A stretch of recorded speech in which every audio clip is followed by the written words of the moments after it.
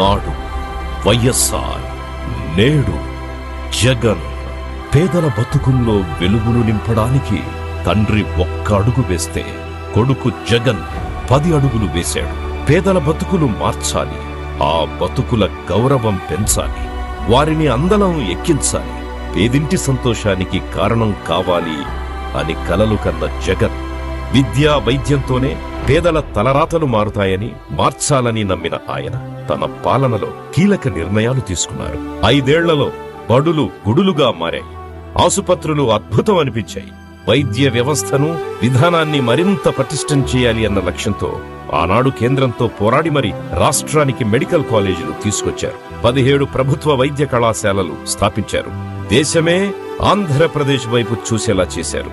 అయితే జగన్ మీద కక్షతో పేదల వైద్యాన్ని పెద్దల కాళ్ల దగ్గర తాకట్టు పెట్టేందుకు చంద్రబాబు ప్రభుత్వం ప్రయత్నం చేస్తోంది. 2-3 సంవత్సరాల్లో 17 మెడికల్ కాలేజీల ఆపరేషన్ చేయాలన్న ఉద్దేశంతో ఈ నిర్ణయం.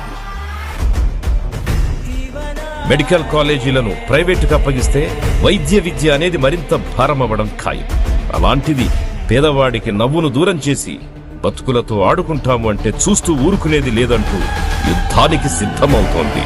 1,000,000 సంతకాల సేకరణ అనే కార్యక్రమానికి శ్రీకారం చుట్టూ మెడికల్ కాలేజీని మేమంతా కూడా ప్రైవేటీకరణను వ్యతిరేకిస్తున్నాము.